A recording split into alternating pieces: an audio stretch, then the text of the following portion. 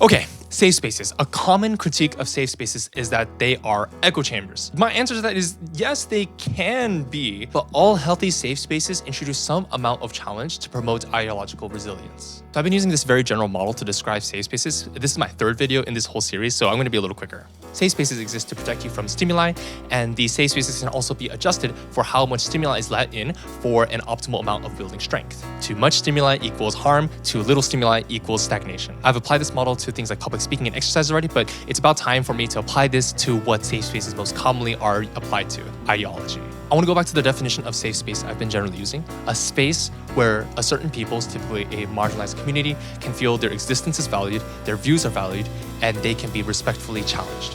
Fitting this definition with the model, stimuli is going to refer to the devaluation of one's existence and views. Strength in this model is going to refer to ideological or emotional resilience, the ability to stand up against harmful actors. When stimuli is introduced at an optimal rate, then the people inside the safe space are respectfully challenged and they can grow their resilience at an optimal rate. Introduce too little stimuli and you have essentially an echo chamber. Introduce too much and you bring serious harm to the people inside the safe space. In both cases, we're seriously setting back strength, which again in this case is emotional and ideological resilience. And I want to emphasize a point that I'm making time and time in these videos, that being that the optimal amount of stimuli for a person is going to heavily vary. Just like someone in PT may require assistance to walk versus somebody who can lift 500 pounds, somebody with greater trauma might need a much more gentle threshold of what is respectfully challenging. So, to the critique of echo chambers, the answer is no.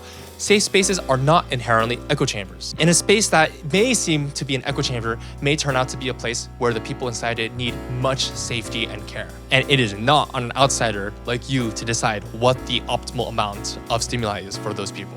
In other words, the best that we can do is make sure that our own safe spaces are not echo chambers, while also trusting that other safe spaces are not echo chambers. So you can't knock on safe spaces because you need one too.